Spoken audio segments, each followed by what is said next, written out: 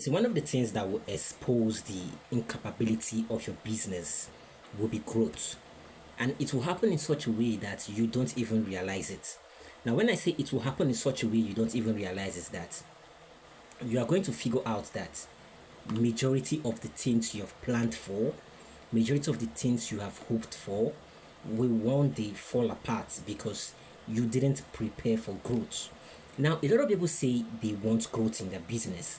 A lot of people go ahead to say, oh, we need growth, we want to see growth, we want to scale, we want to expand. But in as much as they say these things, they don't prepare for it. Now, one thing I have seen growth do in business is that it has exposed founder dependency. As a founder, you create your business, you have this hope and idea that your business will someday grow, but you depend on something that is weak. That is, you build your business on a weak foundation. Now, when you build your business on a weak foundation, one thing you're going to realize when you start growing is that the things you built your business on can't hold the things you want to scale to. Now, founders that have been in this kind of place where they are dependent on their 5 employees and they know that those 5 employees are great for the business and those 5 employees have been doing all the work of the business, they come to realize that those 5 employees are easy to manage, and because they are easy to manage, everything feels like it is working properly.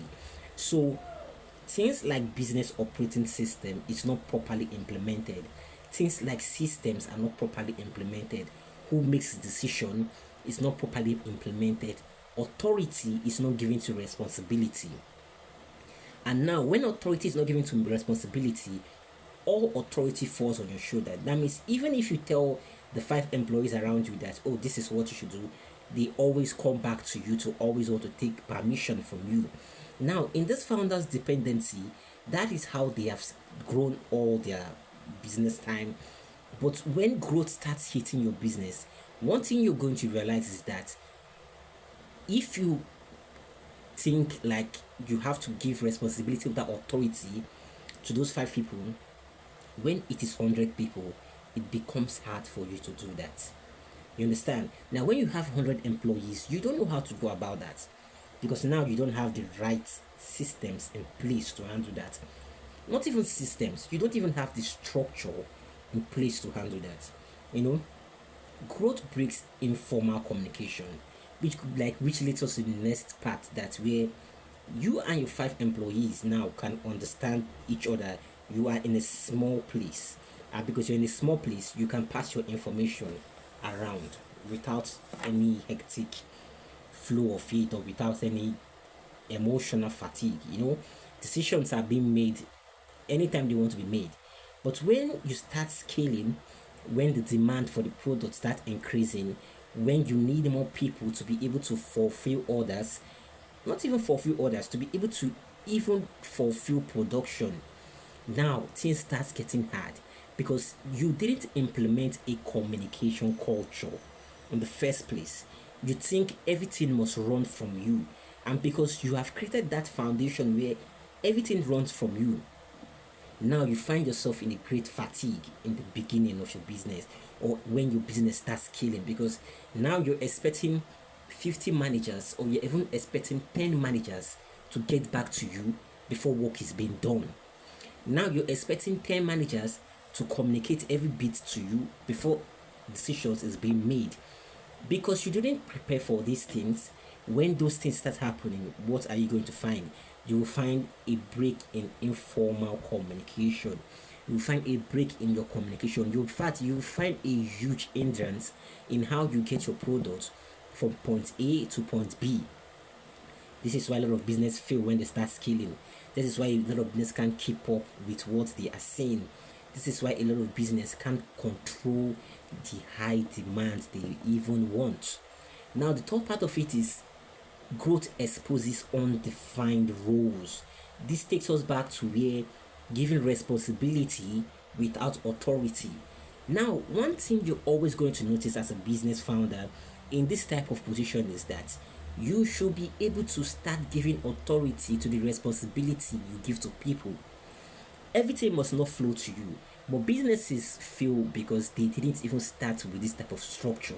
So they were not properly defining roles that were given to people. They were not properly defining roles that were given to employees. What they are just saying is, oh, you take this and you handle this, you take this and you handle this, you take this and you handle this. Now, for every sub department, or from every department that has more employees, that means now for every department has a sub employees. Now, since every department has a sub employees, now you are not defining the role properly for them anymore, because now it has gone beyond that five.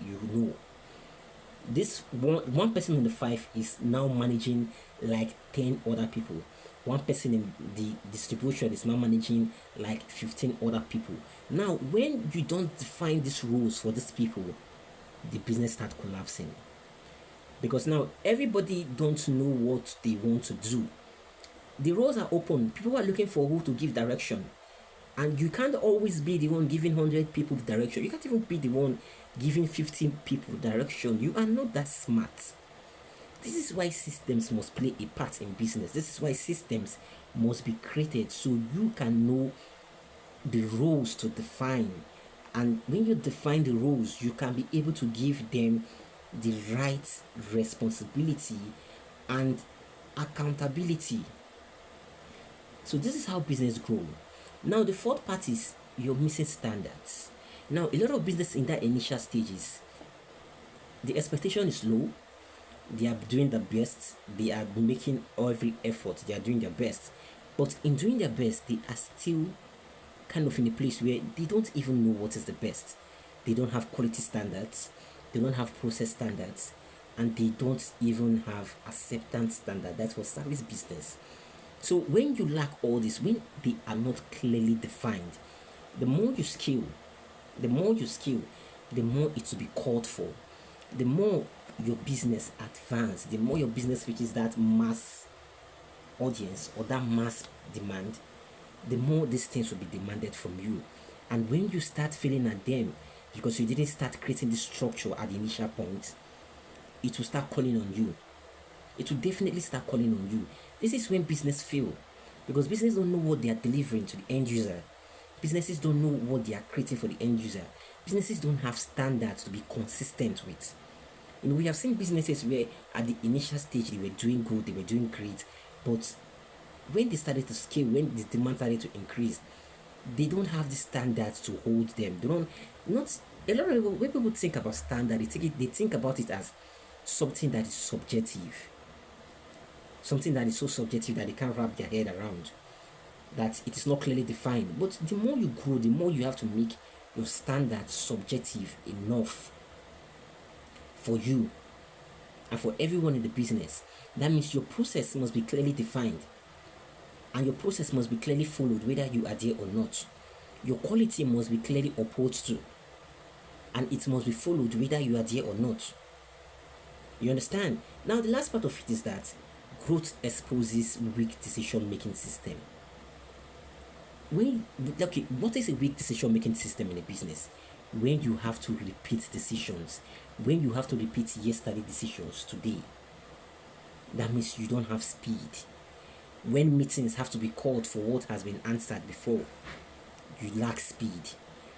Decisions that has been made yesterday must be documented and kept for today. They must become a rule in the business. They must be a way of life in the business. So when it occurs again, we don't run back to say, oh, what are we deciding on? We don't ask ourselves which decision are we taking, which road are we taking, because if we have taken those roads before, it is easy for us to tell ourselves like, oh, let's follow this path, let's go on this path, this is what we have done before, this is the result we have gotten before. So it is not like every decision now requires an answer, because we have answered those questions yesterday. So now it is very easy for us to move forward. You get? And you don't always have to be the person making decisions. This is what a lot of founders miss in how they run their business. You don't have to be the person making decisions. This is why culture is being demanded. Why you as a founder must be able to create culture in your business. And when I say create culture in your business, you must be able to define the DNA of your business and make it a principle, a law in your business. where everybody around you know what you are going to do if it was in your shoe, and they are going to implement it that way.